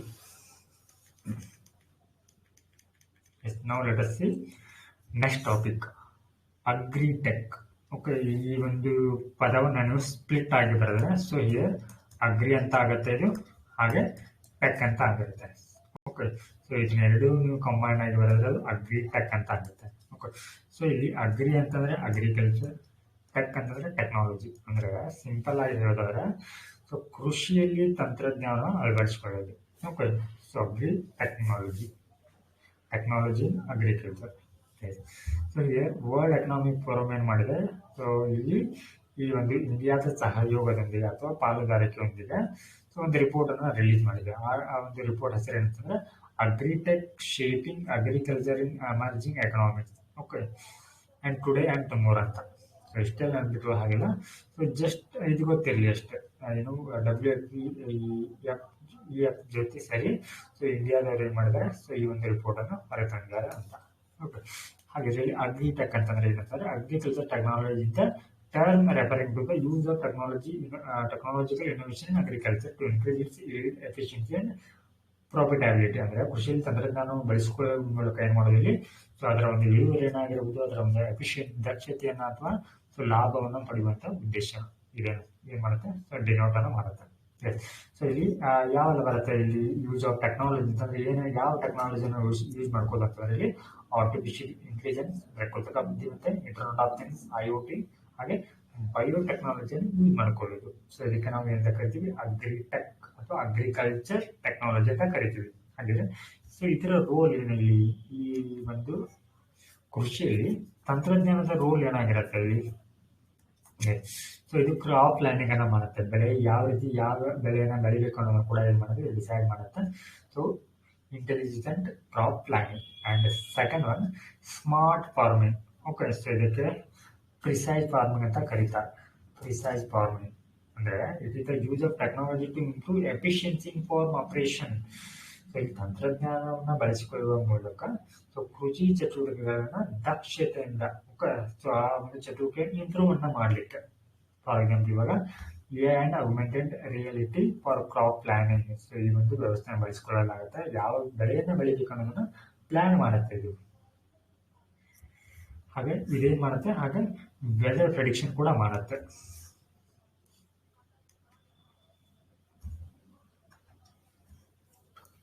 Next one farm gate to fork ಅಂತ.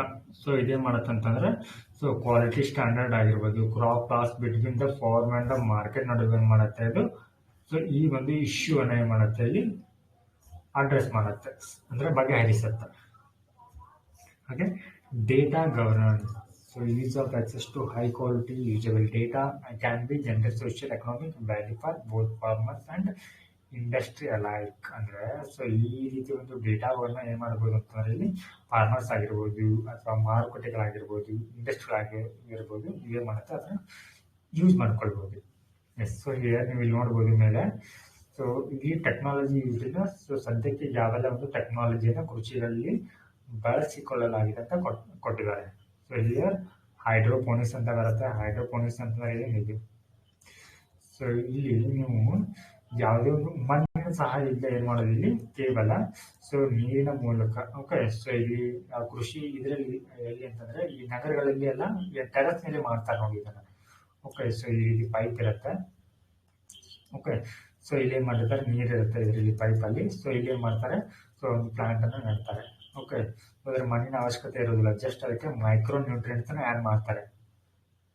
ಓಕೆ, ಸೊ ಇದಕ್ಕೆ ಅಂತ ಕರಿತೀವಿ ನಾವು ಹೈಡ್ರೋಪೋನಿಕ್ಸ್ ಅಂತ ಕರಿತೀವಿ. ಹಾಗೆ ಆಲ್ಗೆ ಫೀಡ್ ಸ್ಟಾಕ್ ಅಂತ ಬರುತ್ತೆ. ಬಯೋಪ್ಲಾಸ್ಟಿಕ್ಸ್ ಆಗಿರ್ಬೋದು, ವರ್ಟಿಕಲ್ ಅರ್ಬನ್ ಫಾರ್ಮಿಂಗ್ ಆಗಿರ್ಬೋದು, desert agriculture, sea weather farming, genetic modification, cultured meals, 3D printing, drone technology ನಿಮಗೆ ಗೊತ್ತಿರೋ ಹಾಗೆ. ಸೊ ಇಲ್ಲಿ ಪೆಸ್ಟಿಸೈಡ್ ನ ಸ್ಪ್ರೇ ಮಾಡ್ಲಿಕ್ಕೆ ಅದನ್ನ ಬಳಸ್ಕೊಳ್ತಾರೆ. ಡೇಟಾ ಅನಾಲಿಟಿಕ್ಸ್ ಆಗಿರ್ಬೋದು, ಇಂಟರ್ನೆಟ್ ಆಫ್ ಥಿಂಗ್ಸ್ ಆಗಿರ್ಬೋದು, ಹಾಗೆ precision agriculture, nano technology. So ಈ ನ್ಯಾನೋ ಟೆಕ್ನಾಲಜಿ ಅಂತಂದ್ರೆ ನಿಮಗೆ ಗೊತ್ತಿರ್ಬೋದು, ನ್ಯಾನೋವಿರಿ ಅಂತ ಬಂದಿದೆ ಇತ್ತೀಚೆಗೆ. ಹಾಗೆ ಆರ್ಟಿಫಿಷಿಯಲ್ ಇಂಟೆಲಿಜೆನ್ಸ್ ಇದೆ, food sharing and crowd farming ಇದೆ, ಹಾಗೆ ಬ್ಲಾಕ್ ಚೈನ್ ತಂತ್ರಜ್ಞಾನ ಕೂಡ ಸೊ ಈ ಒಂದು ಕೃಷಿಯಲ್ಲಿ ಬಳಕೆನ ಮಾಡಿಕೊಳ್ತಾ ಇದ್ದಾರೆ.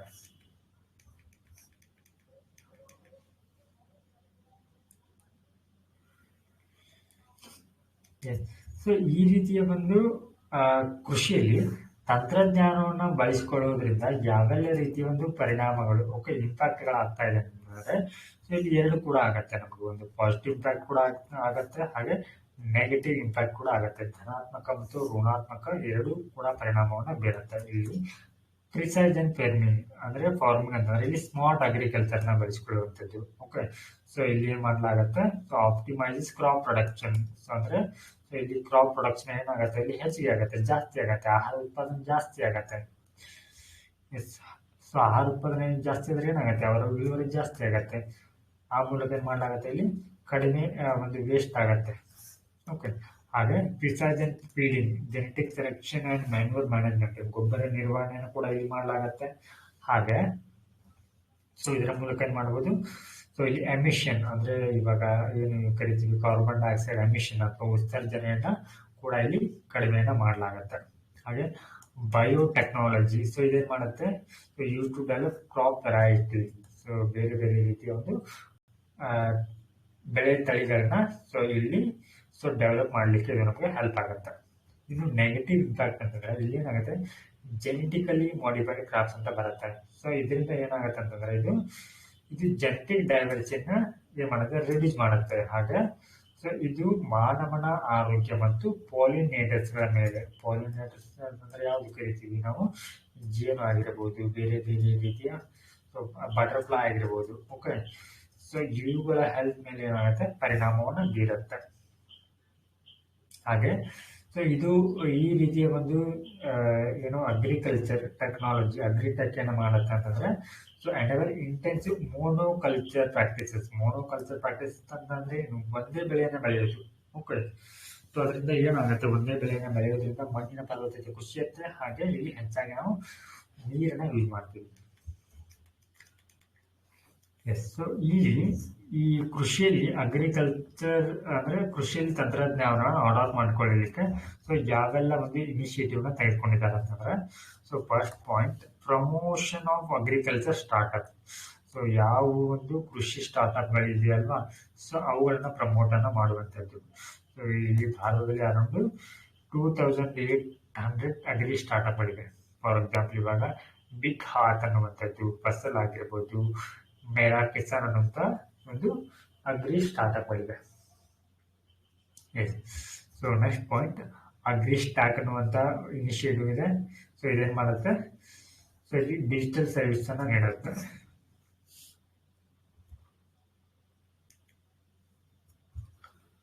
ನೆಕ್ಸ್ಟ್ ಒಂದು ಅಗ್ರಿಕಲ್ಚರಲ್ ಡೇಟಾ ಎಕ್ಸ್ಚೇಂಜ್ ಅಂತ.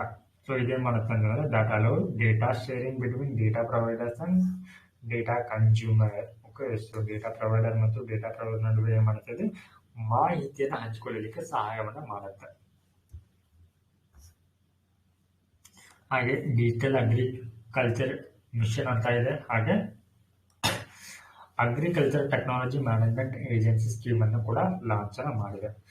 ಸೊ ಇಲ್ಲಿ ಈ ಅಗ್ರಿಕಲ್ಚರ್ ಅಲ್ಲಿ ಈ ಒಂದು ತಂತ್ರಜ್ಞಾನ ಅಳವಡಿಸಿಕೊಳ್ಳುವಲ್ಲಿ ಯಾವೆಲ್ಲ ಸವಾಲುಗಳು ಎದುರಾಗತ್ತೆ ಅಂತಂದ್ರೆ, ಇಲ್ಲಿ ಮುಖ್ಯವಾಗಿ ಈ ಟೆಕ್ನಾಲಜಿನ ಅಡಾಪ್ಟ್ ಮಾಡ್ಕೊಳ್ಬೇಕಿದ್ರೆ ಅಥವಾ ಅದನ್ನ ಅಳವಡಿಸಿಕೊಳ್ಬೇಕಂದ್ರೆ ಮುಖ್ಯವಾಗಿ ಇಲ್ಲಿ ಏನ್ ಬೇಕು, ನಮಗೆ ಡಿಜಿಟಲ್ ಸಾಕ್ಷರತೆ ಹೊಂದಬೇಕು. ಸೊ ಇದೇನಾಗಿದೆ ಅಂತಂದ್ರೆ ಭಾರತದಲ್ಲಿ ತುಂಬಾ ಕಡಿಮೆ ಇದೆ. ಯಾಕೆ ಕಡಿಮೆ ಅಂದ್ರೆ, ಸೊ ರೈತರು ಹೆಚ್ಚಾಗಿ ಏನ್ ಮಾಡ್ತಾರೆ, ಸೊ ಅವರು ಎಜುಕೇಶನ್ ಮಾಡಿರೋದಿಲ್ಲ.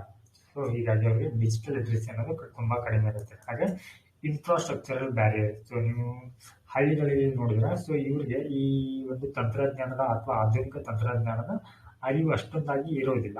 ಹಾಗೆ ರಿಸೋರ್ಸ್ ಕನ್ಸ್ಟ್ರೆಂಟ್ಸ್. ಸೊ ಇಲ್ಲಿ ಏನಾಗತ್ತೆ ಅಂತಂದ್ರೆ, ಸೊ ಈ ಒಂದು ತಂತ್ರಜ್ಞಾನವನ್ನ ಜಾಸ್ತಿ ಭೂಮಿಯನ್ನು ಹೊಂದಿರುವವರು ಮಾತ್ರ ಏನ್ ಮಾಡ್ತಾರೆ ಇಲ್ಲಿ, ಸೊ ಅದನ್ನ ಅಡಾಪ್ಟ್ ಮಾಡ್ಕೊಳ್ತಾರೆ. ಸೊ ಇಲ್ಲಿ ಸ್ಮಾಲ್ ಲ್ಯಾಂಡ್ ಹೋಲ್ಡರ್ಸ್ಗೆ ಸೊ ಈ ರೀತಿಯ ಒಂದು ತಂತ್ರಜ್ಞಾನವನ್ನು ಅಳವಡಿಸಲಿಕ್ಕೆ ಸಾಧ್ಯ ಆಗೋದಿಲ್ಲ. ಯಾಕಂದ್ರೆ ತುಂಬಾ ಏನಾಗುತ್ತೆ, ಕಾಸ್ಟ್ಲಿ ಆಗುತ್ತೆ. ಸೊ ಇದೊಂದು ಏನಂತಂದ್ರೆ ಚಾಲೆಂಜಸ್ ಆಗಿದೆ. ಹಾಗೆ ಈ ರೀತಿ ಒಂದು ಟೆಕ್ನಾಲಜಿಯನ್ನು ಬಳಸ್ಕೋದ್ರಿಂದ ಏನಾಗುತ್ತೆ ಅಂತಂದ್ರೆ ಇಲ್ಲಿ ಉದ್ಯೋಗ ನಷ್ಟ ಆಗುತ್ತೆ. ಡ್ರೋನ್ಗಳನ್ನ ಬಳಸ್ಕೊಂಡ್ರೆ ಏನಾಗುತ್ತೆ, ಇಲ್ಲಿ ಡ್ರೋನ್ಗಳನ್ನ ನೀವು ಪೆಸ್ಟಿಸೈಡ್ನ ಸ್ಪ್ರೇ ಮಾಡೋ ಸಂದರ್ಭದಲ್ಲಿ ಅದು ಮ್ಯಾನ್ ಪವರ್ನ ಇದು ಮಾಡುತ್ತೆ, ಇಲ್ಲಿ ಕಡಿಮೆಯನ್ನ ಮಾಡುತ್ತೆ. ಸೊ ಹೀಗಾಗಿ ಇಲ್ಲಿ ಉದ್ಯೋಗ ನಷ್ಟ ಕೂಡ ಆಗುತ್ತೆ. ಇಲ್ಲಿ ವೇ ಫಾರ್ವರ್ಡ್ನಲ್ಲಿ ನೀವೇನು ಬರ್ಬೋದು ಅಂತಂದ್ರೆ, ಸೊ ಈ ರೈತರ ಆದಾಯದ ಮೂಲಗಳನ್ನ ಏನ್ ಮಾಡೋದು, ಇಲ್ಲಿ ವೈವಿಧ್ಯೀಕರಣಗೊಳಿಸೋದು. ಅಂದ್ರೆ ಇವರು ಕೇವಲ ಸೊ ಒಂದೇ ಮೂಲದಿಂದ ಆದಾಯವನ್ನು ಗಳಿಸದೆ ಅವರಿಗೆ ಬೇರೆ ಬೇರೆ ಒಂದು ಆದಾಯದ ಮೂಲಗಳನ್ನ ಸೃಷ್ಟಿಸಿಕೊಡಬೇಕು. ಹಾಗೆ ಸೊ ಇಲ್ಲಿ ರೈತರಿಗೆ ಈ ಒಂದು ಕೃಷಿಯಲ್ಲಿ ಯಾವ ತಂತ್ರಜ್ಞಾನವನ್ನು ಅಳವಡಿಸಿಕೊಳ್ಳೋದ್ರಿಂದ ಯಾವೆಲ್ಲ ರೀತಿಯ ಪ್ರಯೋಜನಗಳು ಇರುತ್ತೆ ಅನ್ನೋದನ್ನ ಅವರಲ್ಲಿ ಏನ್ ಮಾಡ್ಬೇಕು, ಇಲ್ಲಿ ಅರಿವನ್ನ ಮೂಡಿಸೋದು, ಅವೇರ್ನೆಸ್ ಮೂಡಿಸುವಂಥದ್ದು. ಹಾಗೆ creating the digital infrastructure for rural information. So ಈ ಹಳ್ಳಿಗಳಲ್ಲಿ ಏನ್ ಮಾಡ್ಬೇಕಂತಂದ್ರೆ, ಸೊ ಈ ಡಿಜಿಟಲ್ ಇನ್ಫ್ರಾಸ್ಟ್ರಕ್ಚರ್ ನ ಕುರಿತು ಏನ್ ಮಾಡ್ಬೇಕು ಅಂತಂದ್ರೆ, ಸೊ ಅವರಿಗೆ ಮಾಹಿತಿಯನ್ನ ನೀಡಬೇಕು.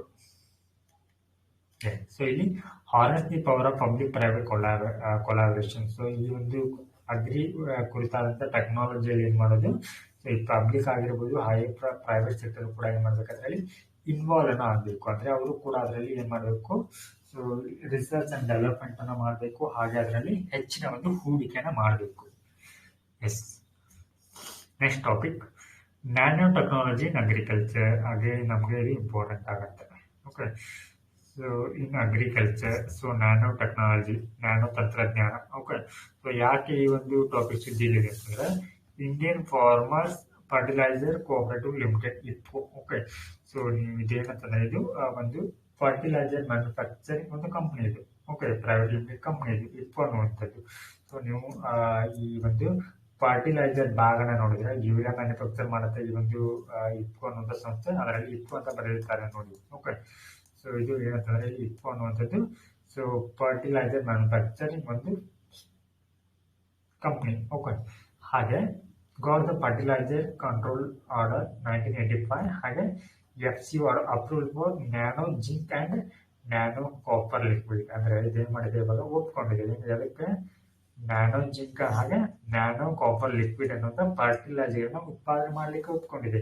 ಸೊ ಈಗಾಗಲೇ ಮಾರುಕಟ್ಟೆಯಲ್ಲಿ ಏನಿದೆ ಅಂತಂದ್ರೆ, ಸೊ ಮೊದಲೆಲ್ಲ ಏನಂತಂದ್ರೆ ಯೂರಿಯಾ. ಓಕೆ, ಸೊ ಇದೊಂದು ರಸಗೊಬ್ಬರ. ಓಕೆ, ಸೊ ಈ ಯೂರಿಯಾವನ್ನ ಸೊ ಪ್ಯಾಕೆಟ್ಗಳಲ್ಲಿ ಮಾರ್ತಾ ಇದ್ರು. ಓಕೆ, ಈ ರೀತಿ ಪ್ಯಾಕೆಟ್ 50 kg 25 kg ಏನೇ ಮಾಡ್ತಾ ಇದ್ರು, ಪ್ಯಾಕೆಟ್ ನಲ್ಲಿ ಏನ್ ಮಾಡ್ತಾ ಇದ್ರು ಅದನ್ನ ಸೊ ಮಾರಾಟವನ್ನ ಮಾಡ್ತಾ ಇದ್ರು. ಸೊ ತದನಂತರದಲ್ಲಿ ಏನಾಯ್ತು ಅಂದ್ರೆ ನ್ಯಾನೋ ಯೂರಿಯಾ ಸೊ ಕೇವಲ ಸೊ ಈ 50 kg ಬ್ಯಾಗ್ ನಲ್ಲಿ ಸೊ ಈಕ್ವಲ್ ಆಗಿ ಕೇವಲ 1 ಲೀಟರ್ ಬಾಟಲ್ ನಲ್ಲಿ ಇದನ್ನೇನ್ ಮಾಡಲಾಯ್ತು, ಇವಾಗ ಉತ್ಪಾದನೆಯನ್ನ ಮಾಡಲಾಗ್ತದೆ ನ್ಯಾನೋ ಯೂರಿಯಾ. ಸೊ ಅದೇ ರೀತಿ ಇವಾಗ ಈ ನ್ಯಾನೋ ಯೂರಿಯಾ ಗತಿನ ನ್ಯಾನೋ ಜಿಂಕ್ ಹಾಗೆ ನ್ಯಾನೋ ಕಾಪರ್ ಲಿಕ್ವಿಡ್ಸ್ ಗಳನ್ನ ಸೊ ಇದು ತಯಾರು ಮಾಡ್ಲಿಕ್ಕೆ ಸೊ ಒಪ್ಪಿಗೆಯನ್ನ ನೀಡಿವೆ. ಹೀಗೆ ನ್ಯಾನೋ ಫರ್ಟಿಲೈಸರ್ಸ್ ಅಂತಂದ್ರೆ would help to. Okay, so ಇದರ ಒಂದು ಬೆನಿಫಿಟ್ ಏನಂತಂದ್ರೆ would help to address effectively the deficiency of micro nutrients zinc and copper in agriculture. So ಇಲ್ಲಿ ಮೈಕ್ರೋ ನ್ಯೂಟ್ರಿಯೆಂಟ್ಸ್ ಅಂತಂದ್ರೆ ಅದಕ್ಕೆ ಕರಿತೀವಿ ನಾವು. ಸೊ ಈ ಜಿಂಕ್ ಆಗಿರ್ಬೋದು, ಈ ಕಾಪರ್ ಆಗಿರ್ಬೋದು, ಸೊ ಇವುಗಳ ಕೊರತೆ ಏನಾಗುತ್ತೆ ಕೃಷಿಯಲ್ಲಿ ತುಂಬಾ ಕಾಡುತ್ತೆ. ಓಕೆ, ಸೊ ಇವುಗಳನ್ನ ಹೆಚ್ಚಿಸಲಿಕ್ಕೆ ಏನ್ ಮಾಡಲಾಗಿದೆ ಇವಾಗ, ಸೊ ಈ ರೀತಿ ಒಂದು ನ್ಯಾನೋ ಫರ್ಟಿಲೈಸರ್ಸ್ ಅನ್ನ ಸೊ ಡೆವಲಪ್ ಮಾಡಲಾಗತ್ತೆ. So here nano fertilisers are nutrients that are encapsulated within nanomaterials. ಅವನ್ನ ಸೂಕ್ಷ್ಮವಾಗಿ ಏನ್ ಮಾಡೋದು ಇಲ್ಲಿ, ಸೊ ನ್ಯಾನೋ ಅಂದ್ರೆ ಅತಿ ಒಂದು ಚಿಕ್ಕ ಚಿಕ್ಕ ಸೈಜ್ಗಳಾಗಿ ಅವುಗಳನ್ನ ಮಾಡಲಾಗತ್ತೆ. So in order to enable controlled release and subsequent slow diffusion into the soil. Okay, ಅವನ್ನ ಕಂಟ್ರೋಲ್ ರಿಲೀಸ್ ಅಲ್ಲಿ ನಿಮ್ಗೆ ಎಷ್ಟು ಬೇಕಲ್ವಾ ಅಷ್ಟೇ ಅಗತ್ಯದ ಪ್ರಮಾಣದ ಸೊ ಇಲ್ಲಿ ಒಂದು ಫರ್ಟಿಲೈಸರ್ಗಳನ್ನ ಸೊ ಈ ಒಂದು ಮಣ್ಣಿಗೆ ಬಿಡುವಂಥದ್ದು. ಸೊ ಇಲ್ಲಿ ಈ ಒಂದು ಜಿಂಕ್ ಆಗಿರ್ಬೋದು, ಕಾಪರ್, ಮೈಕ್ರೋ ನ್ಯೂಟ್ರಿಯೆಂಟ್ ಸೊ ಮಹತ್ವ ಏನಂತಂದ್ರೆ ಕೃಷಿಯಲ್ಲಿ ಜಿಂಕ್. ಓಕೆ, ಜಿಂಕ್ ಏನಕ್ಕೆ ಹೆಲ್ಪ್ ಆಗತ್ತೆ ಅಂದ್ರೆ ಎಂಜೈಮ್ ಫಂಕ್ಷನ್ಗೆ. ಓಕೆ, ಇನ್ ಪ್ಲಾಂಟ್ಸ್. ಸೊ ಪ್ಲಾಂಟ್ಸ್ ಗಳಲ್ಲಿ ನಮಗೆ ಎಂಜೈಮ್ ಫಂಕ್ಷನ್ಗೆ ಸೊ ಇದು ಹೆಲ್ಪ್ ಆಗುತ್ತೆ. ಹಾಗೆ ಪ್ಲಾಂಟ್ ಗ್ರೋತ್ ಅಂಡ್ ಡೆವಲಪ್ಮೆಂಟ್, ಸಸ್ಯಗಳ ಬೆಳವಣಿಗೆ ಮತ್ತು ಅಭಿವೃದ್ಧಿಗೆ ಸಹಾಯವನ್ನು ಮಾಡುತ್ತೆ ಜಿಂಕ್. ಇನ್ ನೆಕ್ಸ್ಟ್ ಕಾಪರ್ ಬಂದ್ರೆ enzyme activities in plants and chlorophyll to and seed ಪ್ರೊಡಕ್ಷನ್ಗೆ ಇದು ಹೆಲ್ಪ್ ಮಾಡುತ್ತೆ. ಸೊ ಈಗ ನ್ಯಾನೋ ಟೆಕ್ನಾಲಜಿ ಅಂತ ಹೇಳಿದ್ರೆ ಏನಿದು ನ್ಯಾನೋ ಟೆಕ್ನಾಲಜಿ ಅಂದ್ರೆ, ಸೊ ಇದರಲ್ಲಿ involve working with materials and devices that are nano scale. So ಇದರಲ್ಲಿ ಮಾಡುವಂತ ವಸ್ತುಗಳು, ಈ ತಂತ್ರದಲ್ಲಿ ಬಳಸಿಕೊಳ್ಳುವಂತ ವಸ್ತುಗಳು ತುಂಬಾ ಚಿಕ್ಕದಾಗಿರುತ್ತೆ. ಎಷ್ಟು ಚಿಕ್ಕದಾಗಿರುತ್ತೆ ಅಂತಂದ್ರೆ ಅದು 1 to 1000 ನ್ಯಾನೋಮೀಟರ್ ಅಷ್ಟು ಇರುತ್ತೆ. ಅಂದ್ರೆ ತುಂಬಾ ಚಿಕ್ಕ ಸಾಯಿಜಿಯಲ್ಲಿರುತ್ತೆ. ಎಸ್ ಹಾಗಿದ್ರೆ ಈ ನ್ಯಾನೋ ಟೆಕ್ನಾಲಜಿಯ ಅಗತ್ಯತೆ ಅಥವಾ ಅವಶ್ಯಕತೆ ಏನಿದೆ ಅಂತಂದ್ರೆ, so Indian agriculture plateaued after the green revolution. So ಇಲ್ಲಿ ಏನಾಗುತ್ತೆ, ಗ್ರೀನ್ ಹಸಿರು ಕ್ರಾಂತಿಯ ನಂತರ ಸೊ ಇಲ್ಲಿ ಕೃಷಿ ಏನಾಗುತ್ತೆ, ಇಲ್ಲಿ ತುಂಬಾ ಒಂದು ದುಸ್ಥಿತಿಗೆ ಬಂದ್ಬಿಡತ್ತೆ. ಯಾಕಂತಂದ್ರೆ ಸೊ ಅದರಲ್ಲಿ ಹೆಚ್ಚಿನ ಒಂದು ಮಹತ್ವವನ್ನ ಅಲ್ಲಿ ಕೇವಲ ಅದಕ್ಕೆ ನೀಡಲಾಗುತ್ತೆ, ಭತ್ತ ಮತ್ತು ಬೇರೆ ಬೆಳೆಗೆ ನೀಡಲಾಗುತ್ತೆ, ಅಂದ್ರೆ ಕಮರ್ಷಿಯಲ್ ಕ್ರಾಪ್ಗೆ ನೀಡಲಾಗುತ್ತೆ. ಸೊ ಹೀಗಾಗಿ ಅದು ಕೇವಲ ಕೆಲವೇ ಪ್ರದೇಶಕ್ಕೆ ಏನಾಗುತ್ತೆ, ಸೀಮಿತವಾಗಿ ಬಿಡುತ್ತೆ. ಫಾರ್ ಎಕ್ಸಾಂಪಲ್ ಇವಾಗ ಪಂಜಾಬ್ ಆಗಿರ್ಬೋದು, ದೆಹಲಿ, ಹರಿಯಾಣ ಇಂತಹ ಪ್ರದೇಶಕ್ಕೆ ಅದು ಏನಾಗುತ್ತೆ, ಸೀಮಿತವಾಗಿ ಬಿಡುತ್ತೆ. ಓಕೆ, ಸೊ ಗೋಧಿ ಇಂತಹ ಪದಾರ್ಥಗಳನ್ನ ಜಾಸ್ತಿ ಬೆಳೀಲಿಕ್ಕೆ ಪ್ರಾರಂಭ ಮಾಡಿದಾಗ ಅದು ಸೊ ದೇಶದ ಇತರ ಭಾಗಗಳಿಗೆ ಕೂಡ ಏನಾಗುತ್ತೆ, ಇಲ್ಲಿ ಪರಿಣಾಮವನ್ನು ಬೀರುತ್ತೆ. ಸೊ ಇಲ್ಲಿ ಏನಾಯ್ತು, ಈ ಗ್ರೀನ್ ರೆವಲ್ಯೂಷನ್ ಮೂಲಕ ಅಲ್ಲಿ ಹೆಚ್ಚಾಗಿ ಏನ್ ಮಾಡಲಾಗಿತ್ತು, ಇಲ್ಲಿ ಮೋನೋಕಲ್ಚರ್ ಸ್ಟಾರ್ಟ್ ಆಗುತ್ತೆ. ಅಂದ್ರೆ ಏಕ ಬೆಳೆ ಪದ್ಧತಿ ಆರಂಭವಾಗುತ್ತೆ. ಅಂದ್ರೆ ಅಲ್ಲಿ ಕಮರ್ಷಿಯಲ್ ಒಂದು ಬೆಳೆಗಳನ್ನ ಅಥವಾ ಹೆಚ್ಚಾಗಿ ಗೋಧಿ ಅಥವಾ ಇಲ್ಲಿ ಅಕ್ಕಿಯನ್ನು ಬೆಳೀಲಿಕ್ಕೆ ಪ್ರಾರಂಭ ಮಾಡ್ತಾರೆ. ಸೊ ಇದರಿಂದ ಏನಾಗತ್ತೆ ಅಂತಂದ್ರೆ ಇಲ್ಲಿ ಸೊ ಆ ಒಂದು ಪ್ರದೇಶದಲ್ಲಿ ನ್ಯೂಟ್ರಿಯನ್ ಡೆಫಿಷಿಯನ್ಸಿ ಅನ್ನು ಕಂಡುಬರುತ್ತೆ. ಹಾಗೆ crops are not responding to added nutrients such as the fertilisers. ಅಂದ್ರೆ ಸೊ ಇದಕ್ಕೆ ಅದು ರಿಯಾಕ್ಟ್ ಅನ್ನ ಮಾಡೋದಿಲ್ಲ ಬೇರೆ ಫರ್ಟಿಲೈಸರ್ಸ್ ಅನ್ನ ಹಾಕಿದ್ರೆ. ಓಕೆ, ಹಾಗೆ ಎನ್ವಿರಾನ್ಮೆಂಟಲ್ ಡ್ಯಾಮೇಜ್. ಸೊ ಇಲ್ಲಿ ಏನಾಗುತ್ತೆ, ನಾವು ಸರಿಯಾಗಿ ಒಂದು ರಸಗೊಬ್ಬರಗಳನ್ನ ಸರಿಯಾಗಿ ನೀಡ್ತಾ ಇಲ್ಲ ಅಂದಾಗ ಅಲ್ಲಿ ಏನಾಗುತ್ತೆ, ಅದು ಸೊ ಇಲ್ಲಿ ಅನ್ಬ್ಯಾಲೆನ್ಸ್ಡ್ ಆಗುತ್ತೆ, ಅಸಮತೋಲನ ಉಂಟಾಗತ್ತೆ. ಹಾಗೆ ಇಲ್ಲಿ ವಾಟರ್ ಬಾಡೀಸ್ ಏನಾಗುತ್ತೆ, ಇಲ್ಲಿ ಮಾಲಿನ್ಯವಾಗತ್ತೆ. ಓಕೆ, ಸೊ ಇಲ್ಲಿ ಅತಿ ಹೆಚ್ಚು ಕೃಷಿಯಲ್ಲಿ ಈ ರೀತಿ ಒಂದು ಫರ್ಟಿಲೈಸರ್ಸ್ ಗಳನ್ನ ಬಳಸೋದ್ರಿಂದ ಏನಾಗುತ್ತೆ ಅಂದ್ರೆ ಇಲ್ಲಿ ಗ್ರೌಂಡ್ ವಾಟರ್ ಏನಾಗುತ್ತೆ, ಪೊಲ್ಯೂಟೆಡ್ ಆಗುತ್ತೆ. ಓಕೆ, ಸೊ ಇಲ್ಲಿ ಒಂದು ಗ್ರೌಂಡ್ ವಾಟರ್ ಅಲ್ಲಿ ಅತಿ ಹೆಚ್ಚು ಪೋಷಕಾಂಶಗಳು ಕಂಡು ಬಂದ್ರೆ ಅದಕ್ಕೆ ಅಂತ ಕರಿತೀವಿ ನಾವು ಯೂಟ್ರೋಫಿಕೇಶನ್ ಅಂತ ಕರಿತೀವಿ.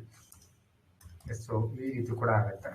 ಸೊ ಇದು ನಮಗೆ ತುಂಬಾ ಹೆಲ್ತ್ ಏನಾಗುತ್ತೆ, ತುಂಬಾ ಅಪಾಯಕಾರಿಯಾಗಿರುತ್ತೆ. ಹಾಗೆ ಇದು food and nutrition security challenges ಕೂಡ ಸೊ ಇಲ್ಲಿ ಸವಾಲಾಗುತ್ತೆ.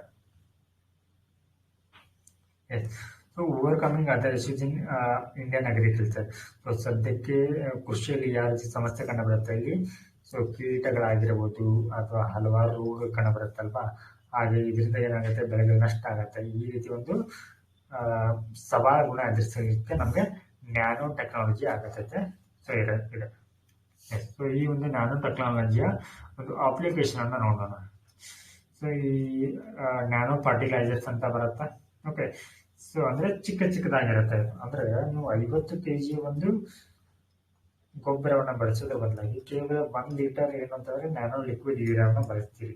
ಓಕೆ, ಅಂದ್ರೆ ಅದ್ರದ್ದು ಏನಾಗತ್ತೆ ಅಂದ್ರೆ ಇದು ಎನ್ಹ್ಯಾನ್ಸ್ ನ್ಯೂಟ್ರಿಯೆಂಟ್ ಅಪ್ಟೇಕ್ಸ್, ಅಂದ್ರೆ ಇದು ವೇಸ್ಟ್ ಆಗೋದಿಲ್ಲ.